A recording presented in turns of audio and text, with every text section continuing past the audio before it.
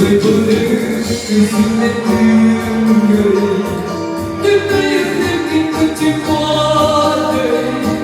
đêm nay tôi nói nụ cười đừng xa xôi này đã xa rồi người phụ nữ ngồi lên cốc lên đèn ấm áp từng đêm cho anh say đêm nhịp nhàng reo lên reo lên rộn ràng nghe bao lời đêm một cơn gió phố say chiều biên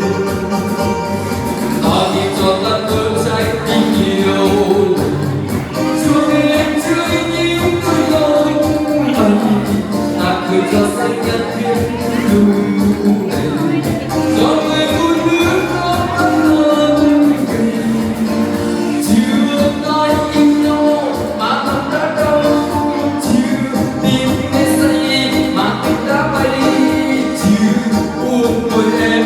mà buồn đã quên đã có một đêm.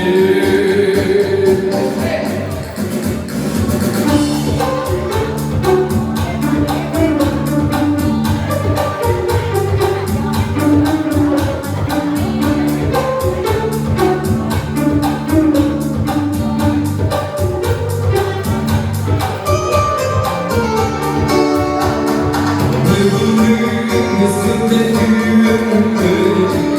đêm nay anh em tìm được chưa qua đời đêm nay tôi nói nụ cười đừng đi xa xôi này đã xa rồi người phụ nữ ngồi bên cốc lên đèn ấm áp từng đêm cho anh say đêm nhịp nhàng em sẽ dẫn em rộn ràng nghe bao lời đêm một cơn gió say chiều biên ta đi trong tan hương say